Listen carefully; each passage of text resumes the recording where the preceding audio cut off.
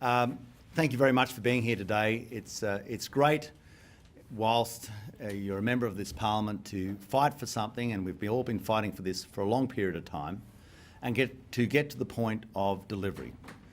The Australian people, for so long, have wanted to know where their product comes from and the proportion of where it comes from. In the past, we have had the vagaries of things being notated as made in Australia, made of Australian imported ingredients, possibly passed over Australian airspace, could have seen Australia on telly at some point in time in its life, but it didn't actually tell us where the product came from.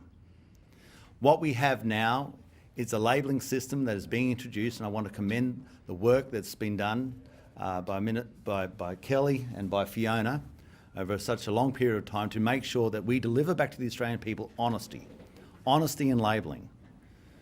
Our labelling system will allow people to see two incredibly important components. The component of how much this involves Australian workers and Australian jobs, because we believe in the right of the Australian people to know where their product is manufactured with. And of course, that assists by the green triangle and how it tells you where the product is actually put together. In the bottom, we have how much of this product actually comes from Australian farms. This is vitally important. People want to know when they're buying their tomato base for their pasta, whether these are Australian tomatoes or tomatoes from somewhere else. People want to know when they buy a can of product, if it's a home brand can of product, is it actually from our home or is it from somewhere else? People have a right to know this because it's with their money. This is something that will now roll out over the next 2 years. Some people are already starting with it now.